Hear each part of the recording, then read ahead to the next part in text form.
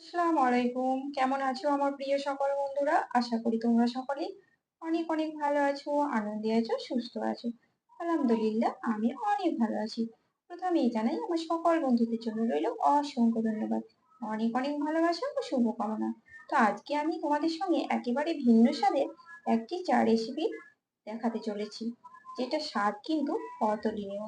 আমরা সবসময় চেষ্টা করি সবসময় সবকিছু অন্যরকম স্বাদে। তো আজকে আমি তোমাদের একেবারে অন্যরকম ভাবে চা করে দেখাবো, যেটা একটা আমি চা পোড়া দিয়ে চা তৈরি। তো এরকম ভাবে চা খেলে কিন্তু মনে হয় মন ভরে যায়। তো চলো আজকে আমরা চা তৈরি করার পদ্ধতিটা একটু পাল্টিয়ে ফেলি আর বানিয়ে ফেলি নতুন স্বাদের চা। এর ফ্লেভার কিন্তু অসম্ভব সুন্দর হয় আর খেতেও কিন্তু দারুণ লাগে। চলো দেখে নাও আজকে আমি কিভাবে তোমাদের সঙ্গে নতুন একটা পদ্ধতিতে চা বানিয়ে দেখাই। তার জন্য এখানে আমি প্রথমে 1 চামচে চিনি দিয়ে দেব, মানে টেস্ট অনুযায়ী যে যতটা পছন্দ করো মিষ্টি খেতে চা ঠিক ততটাই দেবে।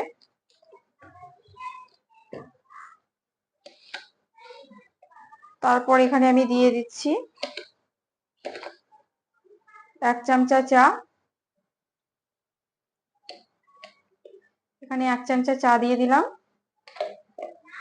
তারপর এটাকে আমি আস্তে আস্তে কম আঁচে একদম সুন্দরভাবে নেড়ে নেব।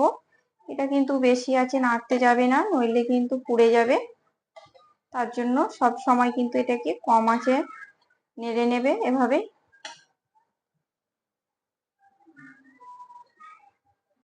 তারপর আমি এখানে দিয়ে দিচ্ছি, দেখো আদা থেতো করা, এখানে আদা থেতো করা নিয়ে নিয়েছি, দিয়ে দিলাম। আর দেখো নেড়ে চেড়ে নিব।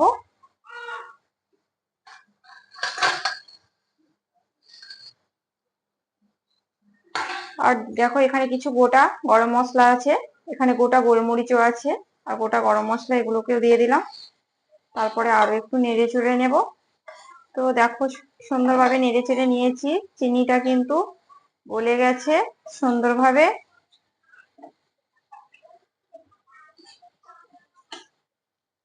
তারপর এখানে আমি দুধ দিয়ে দিব, 2 কাপ দুধ দিয়ে দিলাম।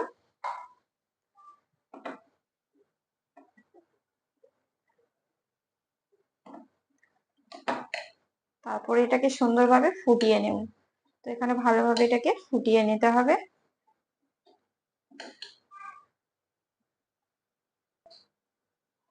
তো এই চাটাকে কিন্তু বেশ কিছুক্ষণ ফোটাতে হবে ভালো করে, কারণ মশলা গুলো যেন গন্ধটা সুন্দরভাবে বেরিয়ে আসে, ফ্লেভারটা। তো এখানে তোমরা ঢাকা দিয়েও কিন্তু দিয়ে রেখে দিতে পারো একটু কম আছে। তো এখানে কিন্তু আমি ঢাকা দিচ্ছি না, এটাকে আমি হাই ফ্লেমে দিয়ে সুন্দর করে ফুটিয়ে নিচ্ছি। মাঝে মাঝে মানে লো ফ্লেম করে দিচ্ছি, পড়ে যাবে। মাশাআল্লাহ সুগন্ধ কিন্তু বেরিয়ে গেছে, খুবই সুন্দর সুগন্ধ বেরিয়েছে। আস্তে আস্তে আরো বেশি সুগন্ধ বেরোবে।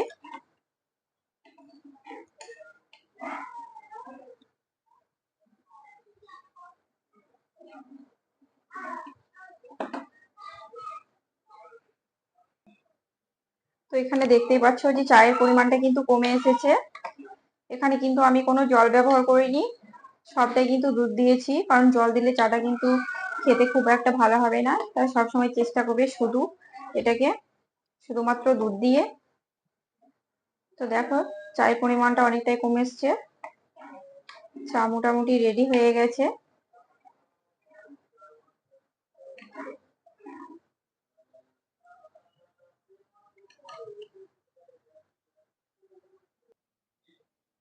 মাশাআল্লাহ চা কিন্তু আমার রেডি হয়ে গেছে। আর দেখতেই পাচ্ছ কতটা সুন্দর হয়েছে দেখতে। এটা যেমন সুন্দর হয়েছে, খেতে কিন্তু ততটাই লোভনীয়। পোড়া চা দিয়ে চা তৈরি, ভীষণই ভালো লাগে। ফ্লেভার কিন্তু খুবই সুন্দর আর খেতে কিন্তু দারুণ লাগে। তো আমার রেসিপিটি কেমন লাগলো তোমরা কিন্তু কমেন্ট বক্সে অবশ্যই জানাতে ভুলো না। ভালো লাগলে আমার চ্যানেলটিকে লাইক, শেয়ার, কমেন্ট ও সাবস্ক্রাইব করে আমার পাশে থেকো।